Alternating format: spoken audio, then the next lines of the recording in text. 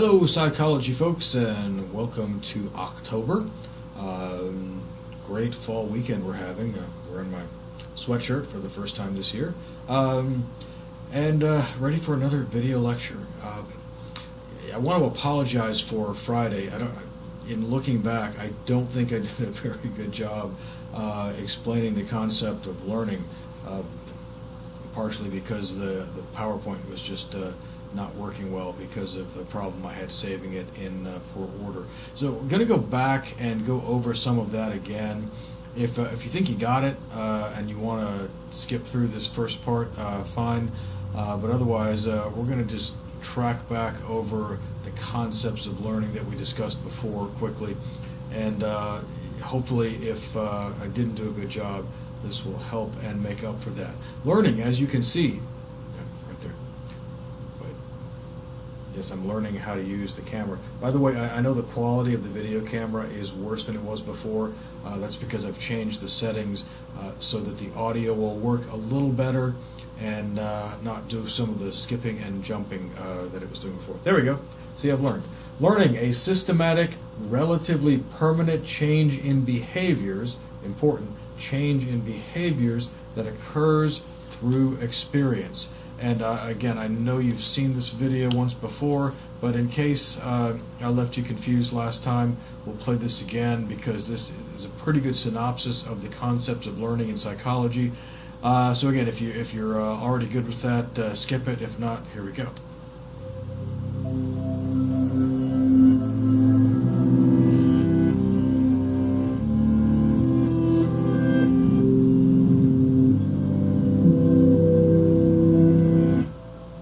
When we think about learning, we often picture students in a classroom or lecture hall, books open on their desk, listening intently to a teacher or professor in the front of the room.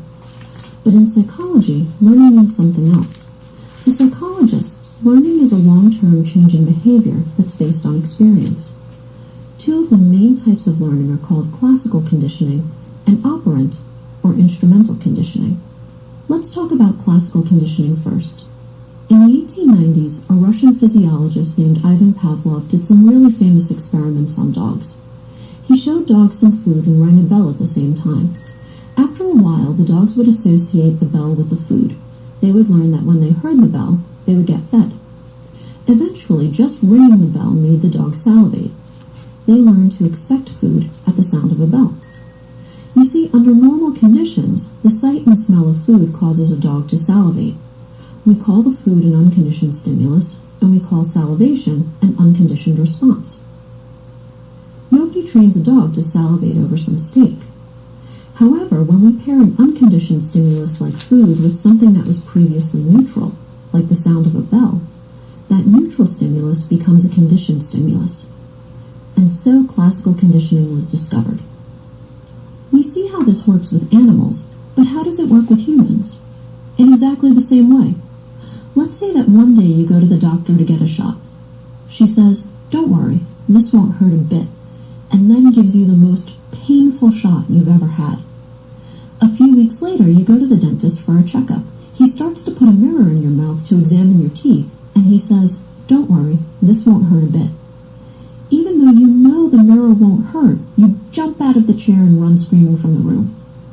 When you went to get a shot, the words, "this won't hurt a bit," became a conditioned stimulus when they were paired with the pain of the shot, the unconditioned stimulus, which was followed by your conditioned response of getting the heck out of there. Classical conditioning in action. Operant conditioning explains how consequences lead to changes in voluntary behavior. So how does operant conditioning work? There are two main components in operant conditioning, reinforcement and punishment. Reinforcers make it more likely that you'll do something again, while punishers make it less likely. Reinforcement and punishment can be positive or negative, but this doesn't mean good and bad.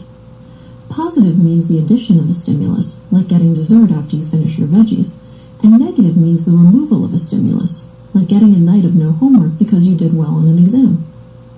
Let's look at an example of operant conditioning. After eating dinner with your family, you clear the table and wash the dishes. When you're done, your mom gives you a big hug and says, "Thank you for helping me." In this situation, your mom's response is positive reinforcement if it makes you more likely to repeat the operant response, which is to clear the table and wash the dishes. Operant conditioning is everywhere in our daily lives. There aren't many things we do that haven't been influenced at some point by operant conditioning. We even see operant conditioning in some extraordinary situations. One group of scientists showed the power of operant conditioning by teaching pigeons to be art connoisseurs. Using food as a positive reinforcer, scientists have taught pigeons to select paintings by Monet over those by Picasso. When showed works of other artists, scientists observed stimulus generalization as the pigeons chose the Impressionists over the Cubists. Maybe next they'll condition the pigeons to paint their own masterpieces.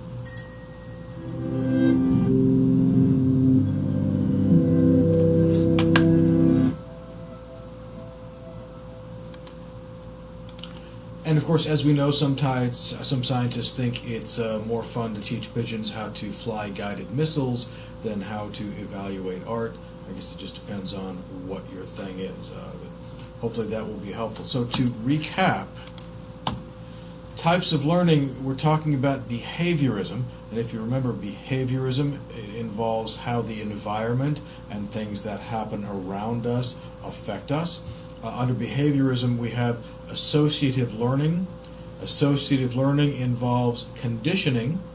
The two types of conditioning are classical and operant. Also under behaviorism, we have observational learning. So under behaviorism, associative learning, associating things, and observational learning. Associative learning means making a condition between two events. Conditioning is the process of learning those associations. So when we associate event A with event B, if we associate getting a hug with doing the dishes, we make that connection, and then if we learn that association and begin doing the dishes more often to get more hugs, then we are conditioned. Classical conditioning, organisms learn the association between two stimuli and learn to anticipate events. That's classical conditioning. Operant conditioning is the association between a behavior and a consequence. So the key difference here, classical conditioning, association between two stimuli and the anticipation. Operant conditioning is different because it involves a consequence such as a reward. So behaviors that are followed by a reward are increased, you do them more. Behaviors that are followed by punishment are decreased. Observational learning, as a part of behaviorism, involves observing and imitating another person's behavior. Obviously, mirror neurons are involved in that. This is a common way of learning in educational settings. If I show, for example, I'll be showing videos later that show people behaving in a certain way, and you will be learning by observing those videos. Observational learning is different than associative learning because observational learning relies on mental process, things going on in your head, the mirror neurons, and the processing of visual stimulus. Infants have a strong reliance on imitation in their learning process. Anybody who's had a child and you've stood in front of the child and made faces and the child has copied those faces, you see that. Understanding language, imitating what you say, and eventually learning what those things mean, clapping, waving, etc. Observational learning, and just to back up, we're going to get back to behaviorism, but I want to get observational learning out of the way first. Observational learning, meaning imitation or modeling, involves attention, meaning you are paying attention to what someone is doing, the model, the person that you're looking at. It involves retention, which means remembering, retaining that information in your head. Then it involves motor reproduction, meaning that your body reproduces what you see. And then reinforcement. It feels good. You like it. Let's take tennis, for example. Your tennis coach is your tennis coach is teaching you how to serve, and you watch the coach toss the ball up and hit the ball with the racket. Your brain, including your mirror neurons, sees those different things that occur when your coach does that, and then when you get up on the tennis court, your motor functions, your brain, neurons, nerves, and then muscles, you reproduce that action of tossing the ball up and hitting it. And if you hit the ball, obviously it feels good, you're successful, you feel pride. That reinforces that process of reproducing that serving motion. And then you feel good, you want to do it again, and then you do it over and over again. And as that reinforcement continues, you learn to duplicate your coach's tennis serve.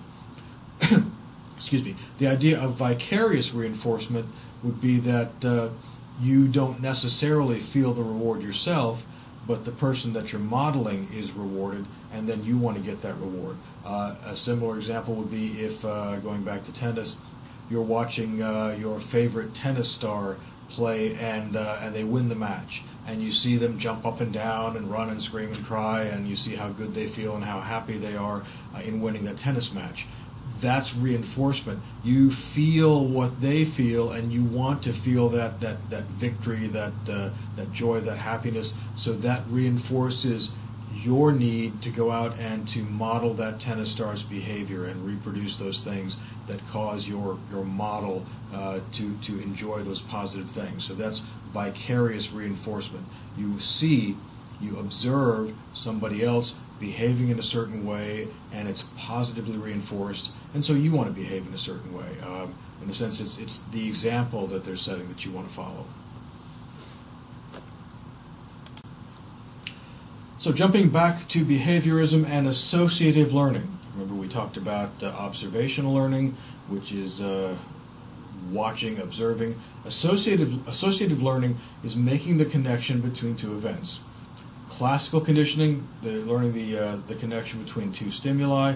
Operant conditioning, behaviors followed by a reward are increased, behaviors followed by punishment are decreased. So classical conditioning, to go back to our explanation of dog training, before you train your dog, you don't have to train the dog to salivate when you put down food. It's a natural thing. It automatically happens. So that's unconditioned. The food causes the unconditioned response of salivation. You ring a bell. Nothing happens because the dog doesn't know what the bell means. That's a neutral stimulus. There is no conditioned response.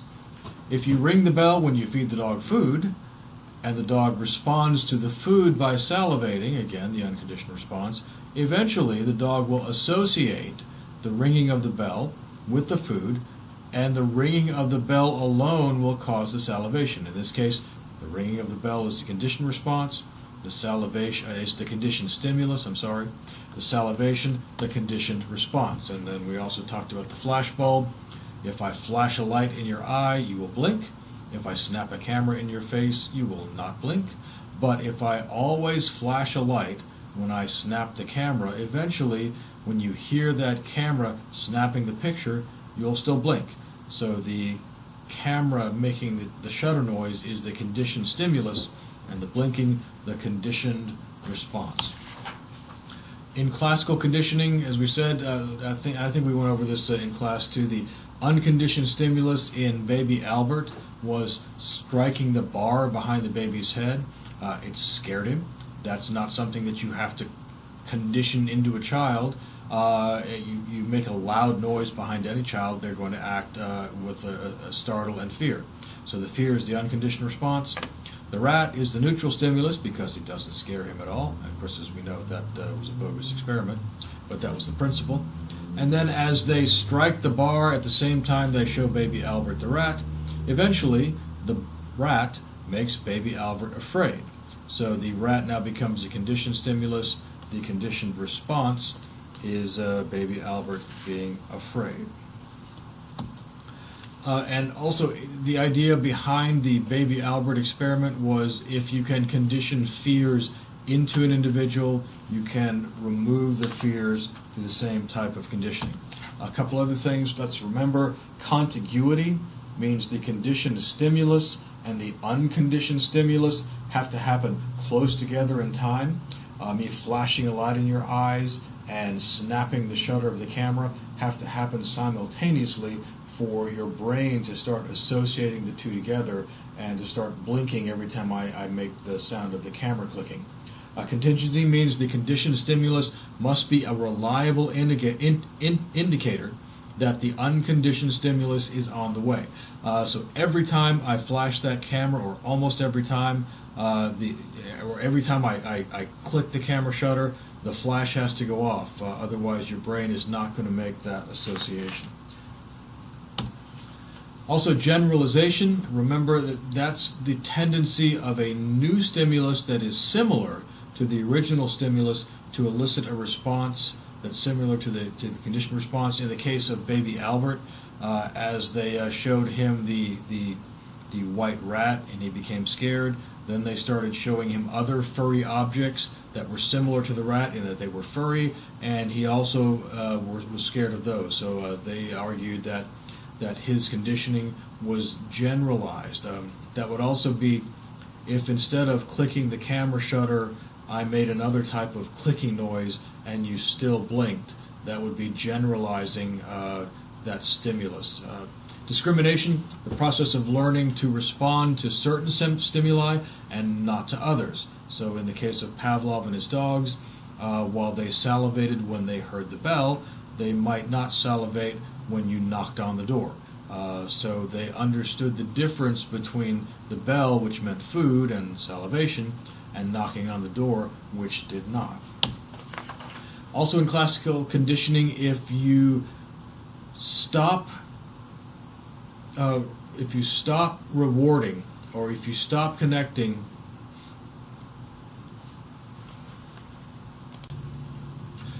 let me back up and say that better. Extinction is the weakening of the conditioned response when the unconditioned stimulus is absent. So let's take, for example, our camera with the flashbulb. If after I condition you to start blinking every time you hear that camera shutter click, if I keep taking your picture for a long period of time and I keep clicking the camera, but the flash stops, eventually your brain will stop associating the clicking noise with the flash, and your eyes will stop blinking as a response to that clicking noise. That's called the extinction of classical conditioning, of the conditioned response.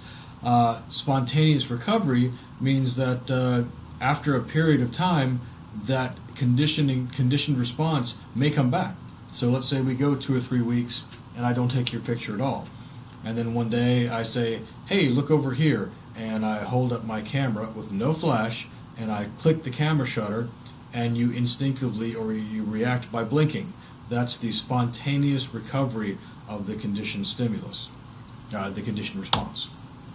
Counter-conditioning means classical conditioning, a procedure for changing the relationship between a conditioned stimulus and a conditioned response. That's what John Watson was doing. His aim was eventually to counter-condition fear out of little Albert. And aversive conditioning, repeated pairings of a stimulus with a very unpleasant stimulus. So if I want to make you stop smoking, then I would make you smell something bad every time you lit up a cigarette. And you would eventually become to associate bad smells with the cigarette, and then the goal would be to have you, less likely to want a cigarette because your brain doesn't like the smells. So that would be aversive conditioning. Also in classic conditioning, a couple things to keep in mind. The placebo effect. When I give you a fake pill and you think that fake pill is some sort of medication that will reduce your pain, and your pain actually is reduced. And as I keep giving you that fake pill, say your headache goes away. In this case, the fake pill is the conditioned stimulus, and the reduced pain is the conditioned response. Also interesting to note that conditioning can also cause your immune system to weaken. There was an interesting experiment where scientists gave test subjects flavored liquid, and the flavored liquid also included a medication that temporarily weakened their immune system. What they found was, after a while, they took that medication out of the flavored liquid, and just gave them the flavored liquid, and they found that the test subject's immune system still weakened. And so in that case, the immune system was conditioned to weaken because of the association of the flavored liquid. That's kind of weird to think about, that the way your immune system reacts is more than just chemical and getting those stress chemicals or a medication or a food or something that lowers your immune system's ability to function. You could actually be conditioned to have a lowered immune system. Habituation. Well, let's go back up here to taste aversion. Taste aversion means associating a taste with nausea, and when you do that, something no longer tastes good. Example would be you go out to a restaurant and you eat a particular food, and then afterward you get sick and feel terrible, and then the next time you go to that restaurant and you go to eat that food, it doesn't taste so good because your brain is saying, I don't like what happened to me last time I tasted this, and so I'm going to associate this with something bad, and this is no longer going to taste good to me. If you think about it, that has a pretty good evolutionary advantage.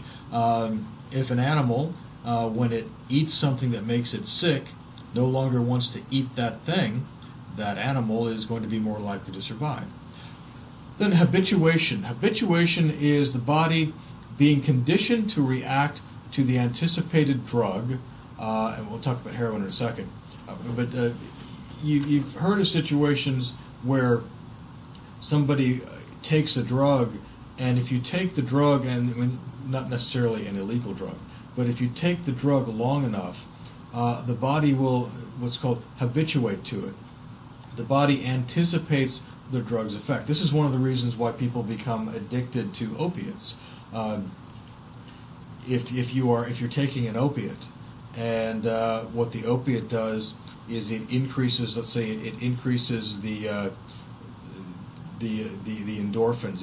The morphine in the opiate is a natural endorphin, and so all those unnatural morphines, which react in your body like the natural endorphin, that natural high, they make you feel good.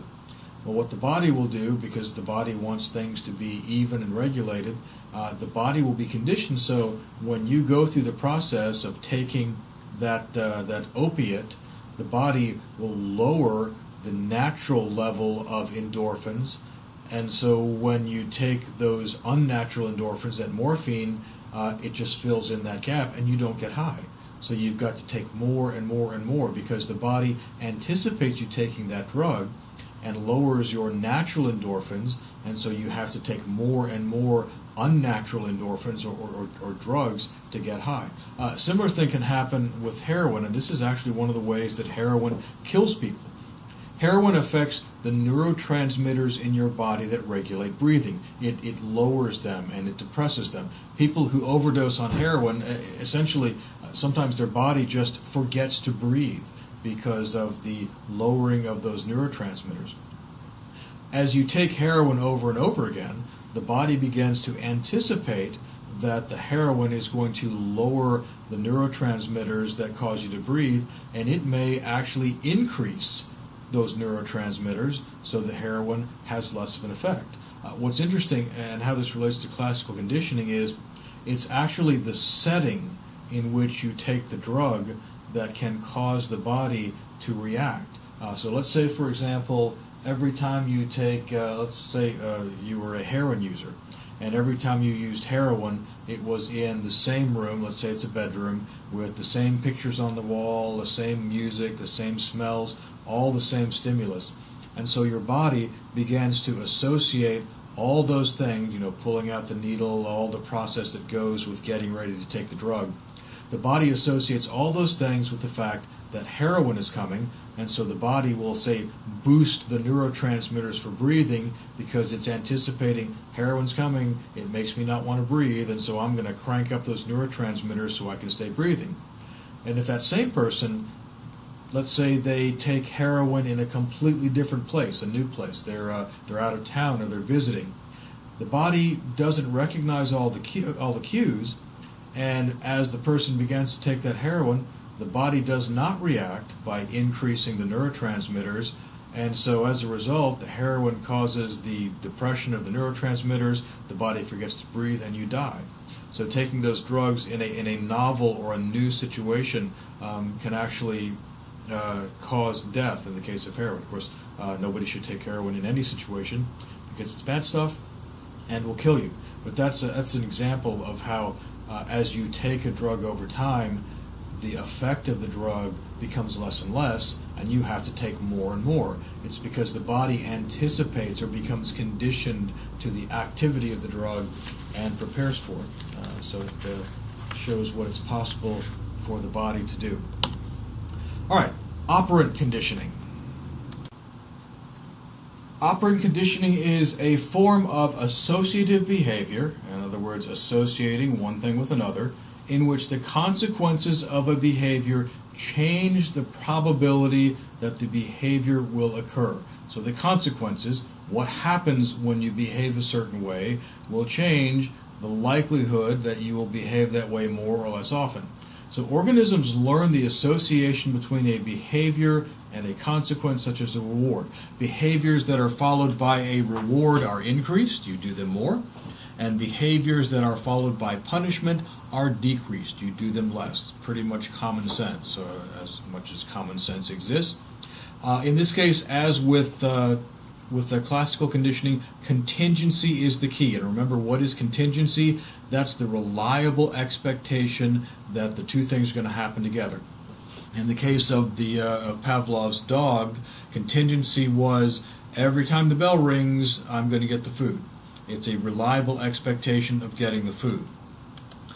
This is the same when it comes to reward and punishment. There has to be the reliable expectation of the reward or the punishment for it to be effective in changing behavior. And we know this. I mean, as parents, when you think about and you've seen these situations where a parent's constantly threatening the child with punishment but never follows through, what's the likelihood that the parent's saying, if you don't stop that, you're going to get it, whatever get it means, what's the chances that the child is going to pay attention to that? Very little, if the child almost never gets punished. And the same with the reward. If you're telling a child, if you get straight A's, you're going to get ice cream, or we're going to do this, or we're going to do that, but you don't follow through with the reward, your attempt at changing that child's behavior is going to fail. Because for the child to change behavior, they have to know that there is a reliable chance that they're going to get the reward or the punishment if the behavior changes. Principles of reinforcement. Reinforcement essentially means good things that follow a stimulus or an event. If we're talking about things that make you more likely to do something. Positive reinforcement and negative reinforcement. Important to understand here. We think about positive and negative as meaning good and bad. And when it comes to reinforcement in psychology, positive and negative do not mean good and bad. This is more math. Positive means adding, so think of a plus sign, and negative means removing, so think of a minus sign here. In positive reinforcement, the frequency of a behavior increases because it's followed by something, because we add something that will increase the likelihood that the behavior will be repeated. So let's say if you tell your child, if you clean your room, you will get ice cream. We are adding the reinforcement of ice cream because we want to increase the frequency of this child cleaning their room. If, let's say, for example, in negative reinforcement, what if you said to your child, if you get straight A's this semester, you'll not have to do your chores, assuming that the child doesn't like doing chores. So if you get straight A's, every time you get straight A's at the end of the semester, you can go 2 weeks with no chores. That's negative reinforcement because we're subtracting something. Now, going 2 weeks with no chores is a good thing. So it's something that is a reinforcement being a good thing that follows the stimulus. It's a good thing in that we're removing something unpleasant. That's what makes it negative. So if we say you get straight A's this semester, we'll remove your requirement to do chores. That's a negative reinforcement. That's a removal of something unpleasant, which is viewed as something that makes you happy. I'm trying to avoid using positive and negative in the wrong way. So once again, positive and negative, not good, bad. Adding, subtracting. Positive, negative, adding, subtracting. So in positive reinforcement, we're adding something that makes it more likely that a behavior will be repeated. In negative reinforcement, we're subtracting something that makes it more likely that a behavior will be repeated. Reinforcement always means doing, you want more of a certain behavior, whether you are making that happen by adding something or you're making that happen by removing something, such as saying, we will remove your requirement to do chores if you get straight A's. Principles of punishment. Now see, this is the difference. Reinforcement means we want something to happen more. Punishment means we want something to happen less. That's the difference. Reinforcement, we want it to happen more. Punishment, we want it to happen less. Now there is, again, positive punishment, which sounds like an oxymoron, or negative punishment. Remember, this isn't good, not bad. This is adding and subtracting. So for positive punishment, a behavior decreases. Remember, punishment is making something happen less. A behavior decreases when it is followed by the presence of a stimulus, such as spanking, which nobody should do because that's the American Psychological Association took the position back in the 70s that corporal punishment is not helpful, not good, doesn't work. But just as an example that we're familiar with, let's say scolding, or I like push-ups better. Let's say everybody in class was showing up late, and I want to decrease the number of people showing up to class late, and so I started this new rule that for every 5 minutes you are late to class, you have to do 20 push-ups. That is adding a stimulus, unless you happen to like to do push-ups, that's adding a stimulus that is intended to make the practice or the behavior of showing up late for class decrease. And because you don't want to do push-ups, you're going to be less likely to be late. So your lateness will decrease. That's positive punishment. I'm adding push-ups as a punishment for a behavior that I want to decrease. So again, adding means positive, and punishment means decreasing that behavior. Negative punishment is decreasing a behavior when a stimulus is removed. Now, this has always been a little bit harder for me to grasp in my own head. And so the thing that helps me get negative punishment is the concept of the timeout. In the timeout, let's say a child is acting out and being very disruptive and unruly, and so you put them in the corner in a timeout. That's an unpleasant stimulus. They don't like that. And you tell that child, as long as you're going to keep acting out, you get to stay in timeout until you can decide you're going to behave and be good. And so what you're saying is, if you stop being bad, if you stop acting out, we will remove this timeout stimulus. So if you and this is different than if you're bad, you're going to do push-ups or get a scolding. This is if you stop being bad, if you decrease your negative activity, we'll let you come out of the corner.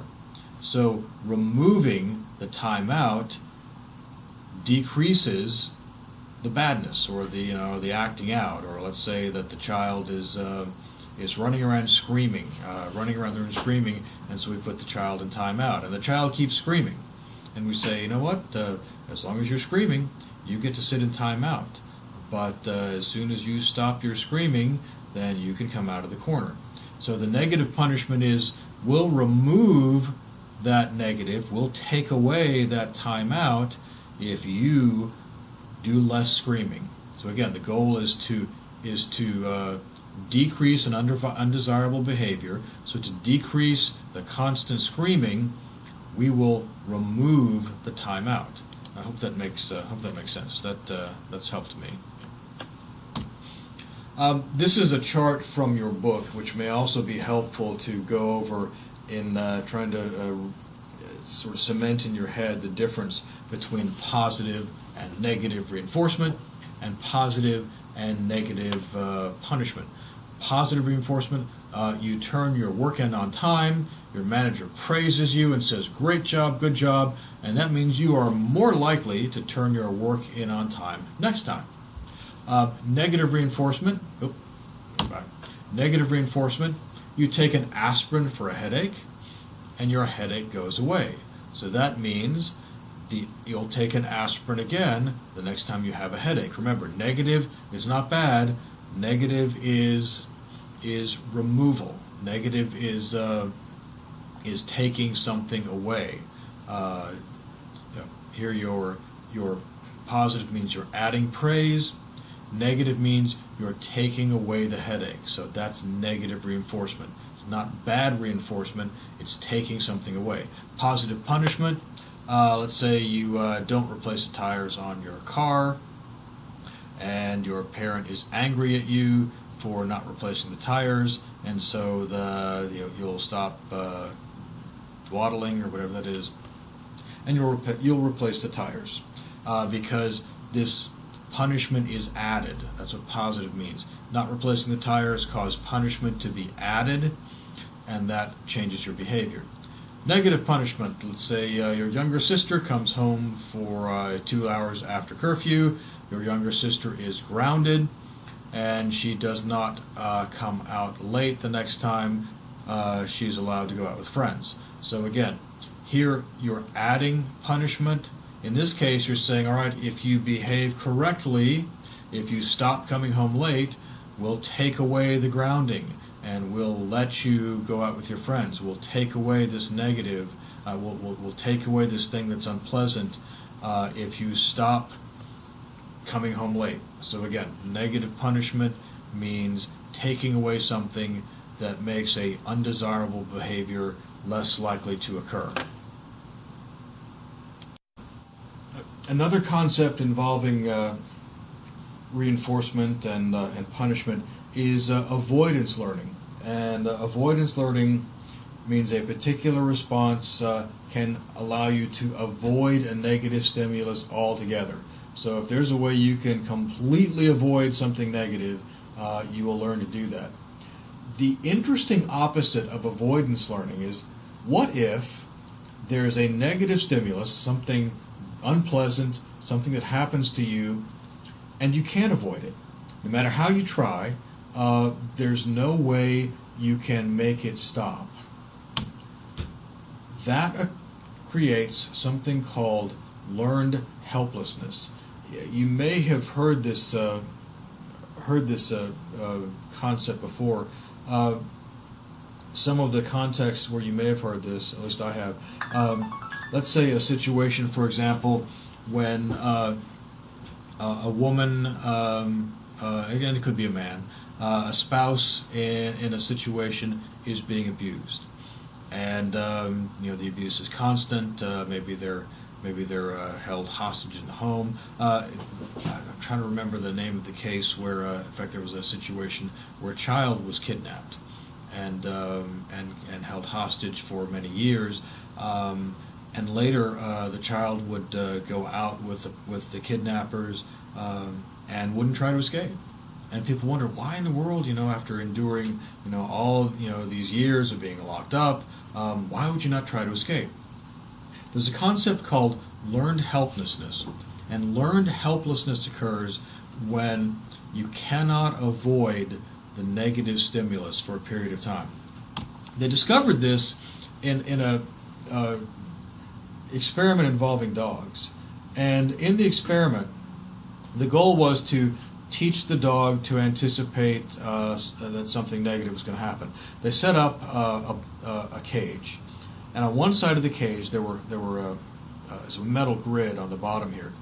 On one side of the grid, the metal grid delivered a mild electric shock. It wasn't harmful to the dog, but it wasn't pleasant. The dog didn't like it.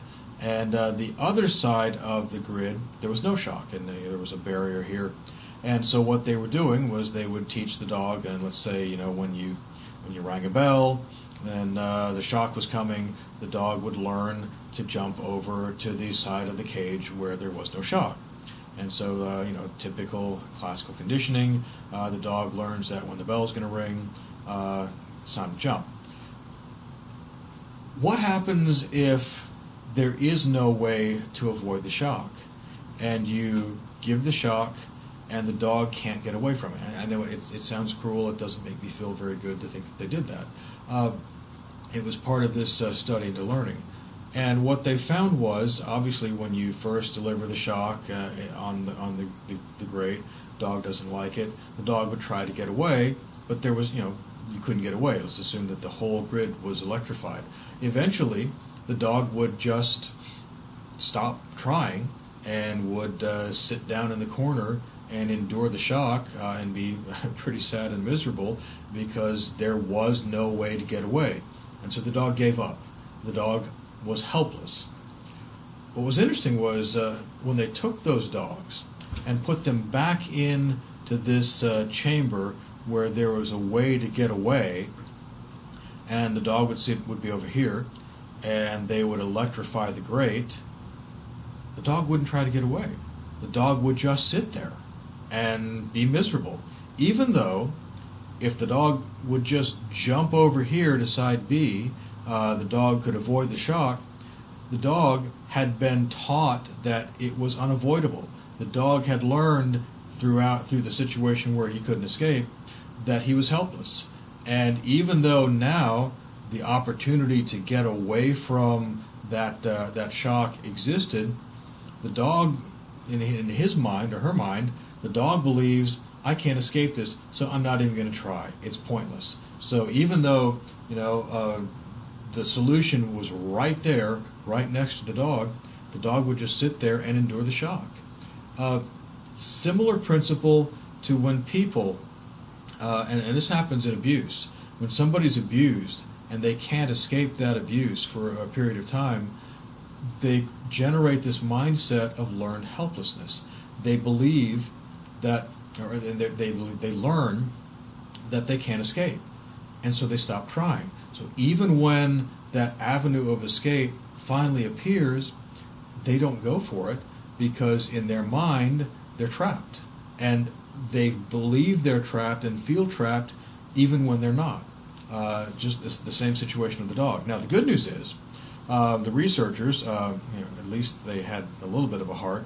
Eventually, they actually went into the cage and they picked the dog up and showed the dog how to go across to the other side and get away from the shock. And eventually, as they taught the dog again by showing the dog, here, you can move from side A to side B and you can get away from the shock, the dog eventually did learn to go over to the other side, and the learned helplessness was diminished, which means in the case of people, you can actually help people get over the learned helplessness, but it takes some effort. I think I take that as a lesson for me. If I think because, let's say, I failed at doing something several times, I may get the mindset that, I just can't do it. It's not possible for me to be successful in that area. Because I fail, I just don't see any way to be successful. I may miss opportunities because I've learned that I'm helpless, even though I may not be. So, good lesson for everybody is don't assume that you're helpless and that there's no way to escape where you are. Sometimes we may feel there's no escape, but it's really there. So be aware of learned helplessness.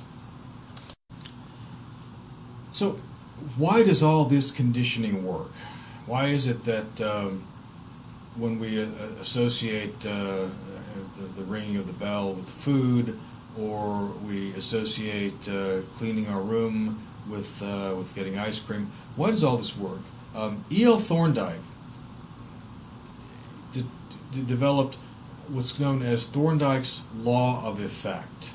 And essentially the law of effect means these things work because things happen.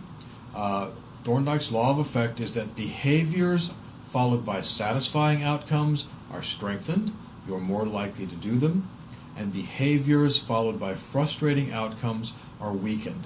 And Thorndike's law of effect is used to explain how animals learn things in the wild or in laboratories, but it's how animals are trained. It's how they associate one action with another when initially they may not realize that they're connected.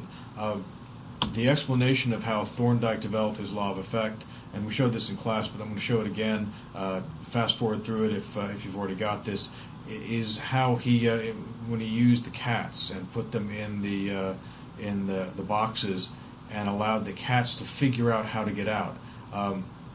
Thorndike did not believe that the cats were sitting there staring at the boxes and thinking things out in their head. Thorndike believed that what they were doing was they were just doing random acts, and eventually a random act would lead to a satisfying outcome, and that act would be strengthened, and any of those random acts that didn't do any good would not be strengthened, and so eventually the cat would be led to do those random acts that were satisfying more often and learn to get out of the cage. But how is a new skill learned? That was a question which began to fascinate Thorndike. To answer it, he built some ingenious puzzle boxes from which cats could only escape by operating latches. And then you go.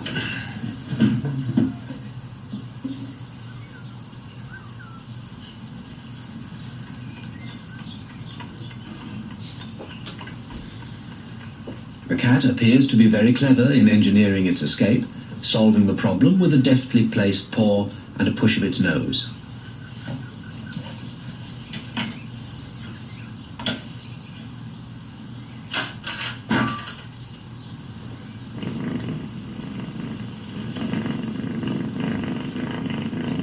But Thorndike didn't believe that an animal, even a clever cat, understands the consequences of its behavior. When he placed a cat in the puzzle box for the first time, Thorndike was unable to see any evidence of flashes of insight.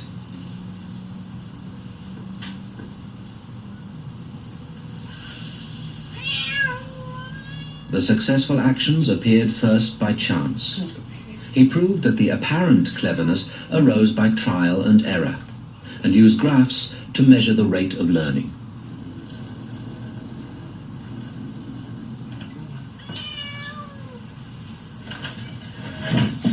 A well-practiced cat quickly recalls the actions that help it escape to its reward of food.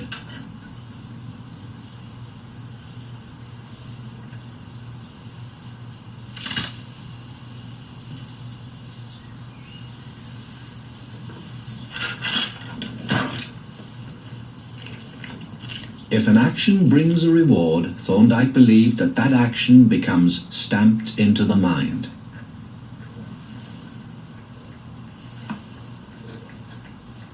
In his thesis, he explained further his ideas about learning, that behavior changes because of its consequences.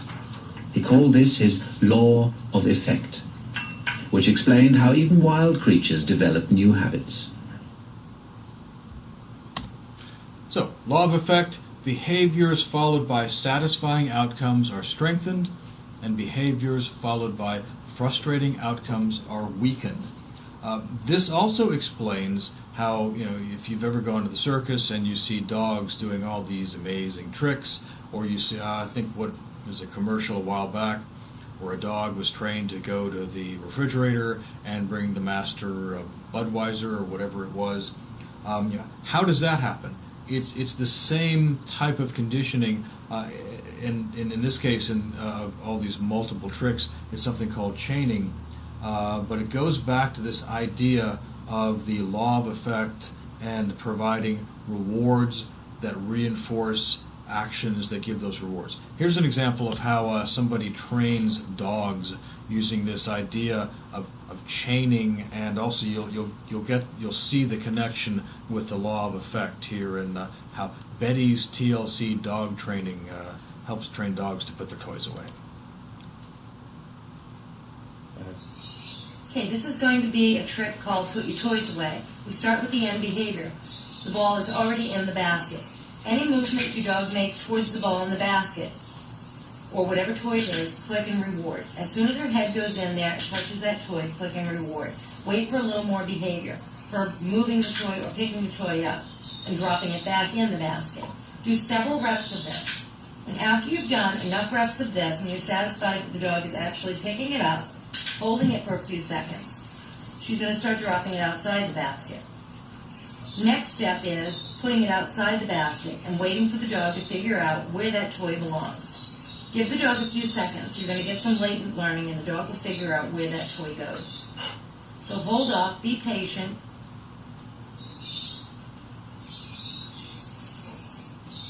There we go, bingo. So that is a back chain behavior. Now you should be on your way of her picking it up and putting it back inside of the basket. Keep taking it out, putting it next to the basket, waiting for the dog to offer the behavior, which is putting it into the basket.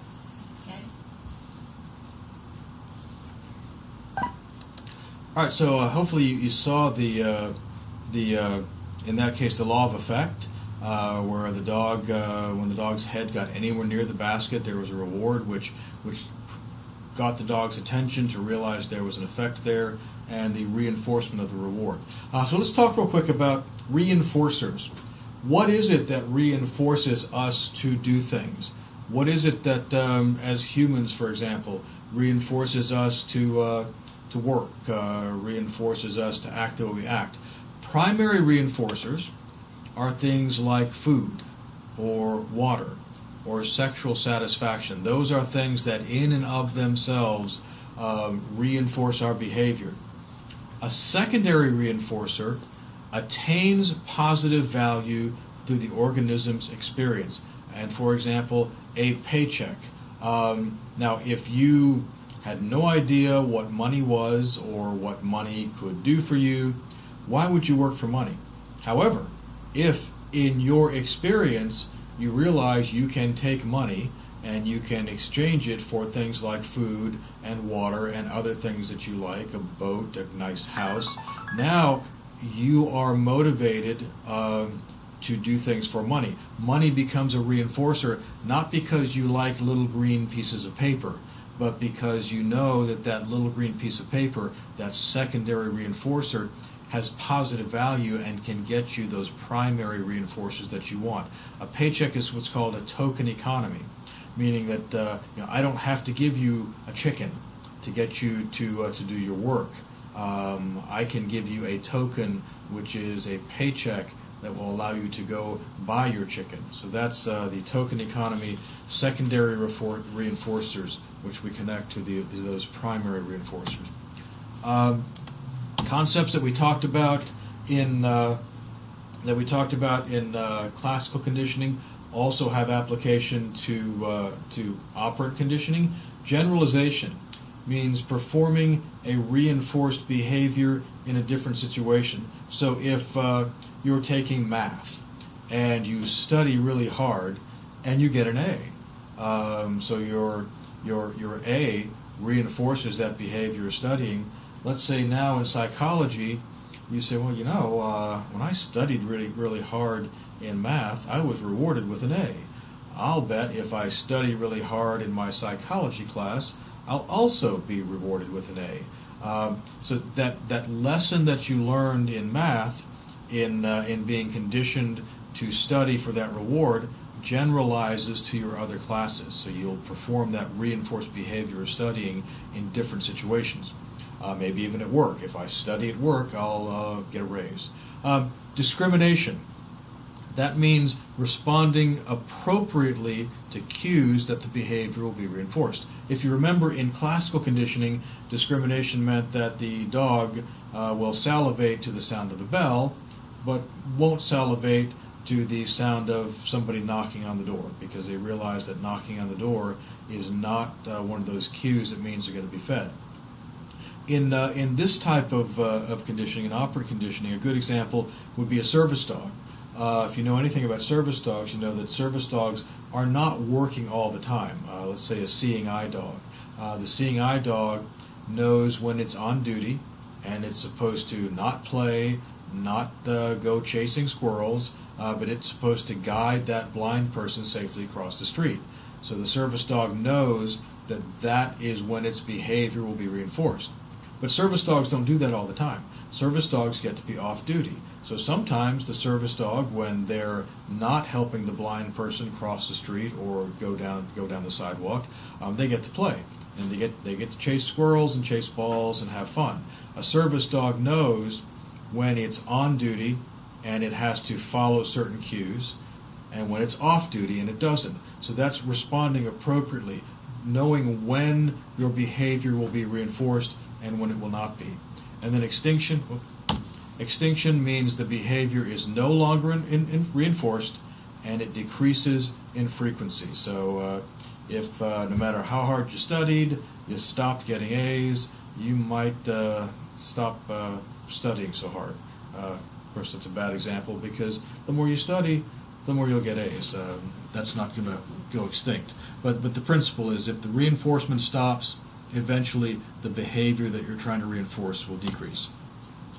Schedules of reinforcements.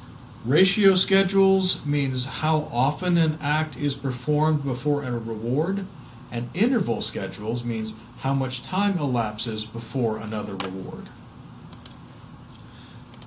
The concept of scheduling came up as scientists were training animals. I think specifically this was rats, and they were giving them food every time they pushed a lever, for example. And let's say that you were running short of food. How could you continue reinforcing the lever pushing behavior and maybe not give that food reward every single time? Or maybe you would let a certain period of time elapse before you gave that reward. How long before that would begin to affect the ability of the reward to reinforce that behavior?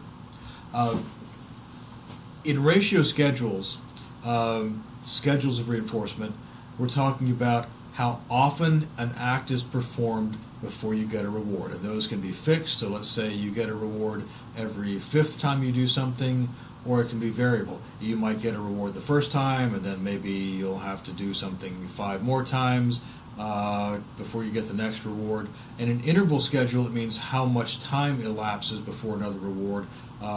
Fixed would be every 5 minutes. Variable might mean 1, 2, 3, 4, 5 minutes. And I know this is hard to explain as I'm describing it this way. A good way to look at this, which has helped me, is to look at slot machines. So if you've ever played a slot machine, you know the way they work is you put in the coin and you pull the lever, and if you're lucky, the right combination comes up, and you get a jackpot.